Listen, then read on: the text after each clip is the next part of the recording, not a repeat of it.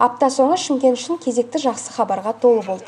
Қала әкімінің бастамасымен қаланың дәстүріне айналып келе жатқан сенбілік тазалау көгалдандыру жұмыстары өз жалғасын табуда.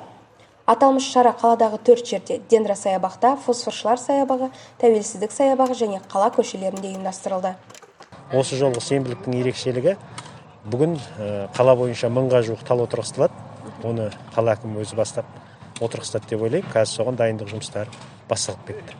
Енді өздеріңіз білесіздер, ежелден одан кейіннен біздің қаламызда үнемі жасыл қала, шым қала дейді. Сондықтан әрине қазіргі таңда мынау көптеген кәсіпкерлік нысандардың көбеюіне байланысты қаланың орталығында көптеген мынау талдар қырқылып кетті, кезінде жойылып кетті.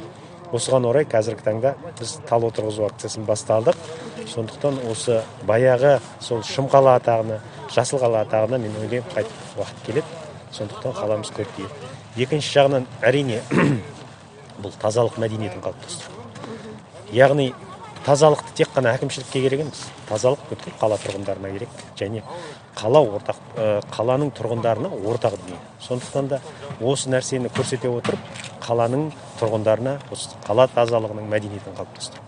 Айта кетелік, Тәуелсіздік саябағында өткен сенбілікке қала әкімі Мұрат Айтенов қатысып, Қазақстан Республикасының құрметті журналисті Байдулла Қонысбек мырзамен ағаштардың бірін отырғызды. Шара соңында белгілі журналист Шымкент жасыл қала статусын сақтап қалатынын тілге тиек етті.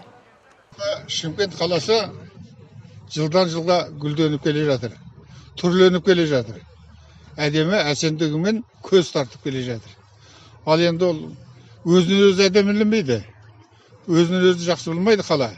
Оған қамқорлық керек. Сол қамқорлықты Шымкент қаласы көріп отыр. Шымкент қаласын 65 жыл өмір сүріп келе жатыр. Көз алдында барлады. Ал енді соңғы 10 жылдағы өзгерісі ол орасан зор.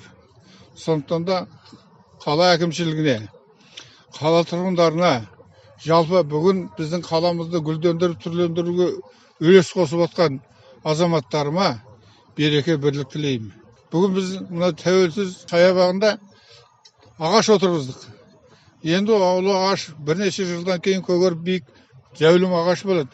Сонда ол ағаш кім отырғыз дегенде кішкентай жазып қойса, мен отырғызған болып шығамын ғой. Бұның өзі де тарих.